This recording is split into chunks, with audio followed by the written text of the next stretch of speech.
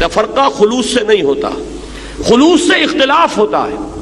اچھی طرح سمجھ لیجیے، ان دونوں چیزوں میں بڑا فرق ہے۔ اختلاف اور ہے، تفرقہ اور ہے۔ اختلاف تو یہ بھائی آپ کی رائے یہ ہے، میری رائے یہ ہے، کوئی حرج نہیں، آپ اپنے طریقے پر عمل کیجئے، میں اپنے طریقے پر کرتا ہوں۔ آپ سمجھتے ہیں کہ ہاتھ یہاں باندھنے چاہیے، باندھ لیجئے، مجھے کوئی اعتراض نہیں۔ میں سمجھتا ہوں ہاتھ کھول کر نماز پڑھنی چاہیے۔ میں ابھی ہو کر آیا ابو ظبی، تو پہلی مرتبہ میں نے دیکھا ہے، کیونکہ وہاں کا جو حکمران خاندان ہے وہ مالکی ہے، آج تک کسی مالکی کے پیچھے نماز پڑھنے کا موقع نہیں ہوا تھا، اور وہ ہاتھ کھول کر نماز پڑھتے تھے۔ اللہ اکبر کہہ کہ پہلے دن تو میں حیران ہوا، یہ کیا ہوا، یہ ہاتھ باندھنا بھول گئے۔ بعد میں مجھے خیال آیا کہ یہ شاید مالکی ہیں، تو میں عرض کر رہا ہوں کہ ہاتھ یہاں باندھ کے نماز پڑھنا چاہتے ہو باندھ لو، کھول کے پڑھنا چاہتے ہو کھول لو، یہ اختلاف ہے۔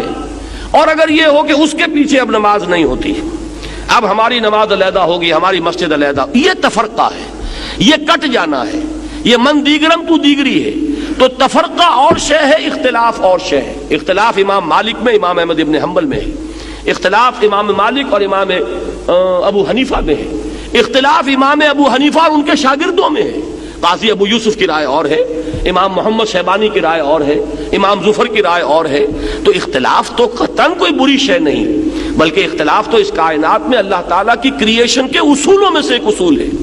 دو انسانوں کی شکلیں ایک جیسی نہیں، دو انسانوں کی انگوٹھے کے یہ جو نقش ہیں یہ ایک جیسے نہیں، تھمب امپریشن کی بنیاد پر آپ لوگوں کو پہچانتے ہیں۔ تو معلوم ہوا کہ اختلاف میں کوئی بری بات نہیں ہے، تفرقہ برا ہے، اور تفرقہ جہاں بھی ہوتا ہے وہ خلوص سے نہیں ہوتا، وہ تفرقہ ہمیشہ جو ہے وہ ہوتا ہے بغیم بینہم وما تفرقوا الا من بعد ما جاءہم العلم بغیم بینہم، نہیں تفرقے میں مبتلا ہوئے یہ مگر اس کے بعد کہ ان کے پاس العلم، ہدایت، روشنی اللہ کی آ چکی تھی۔ اور کس لیے ہوئے؟ آپس میں زدم زدہ، ایک دوسرے پر فوقیت حاصل کرنے کے لیے، ایک دوسرے پر بالادستی کے حصول کے لیے۔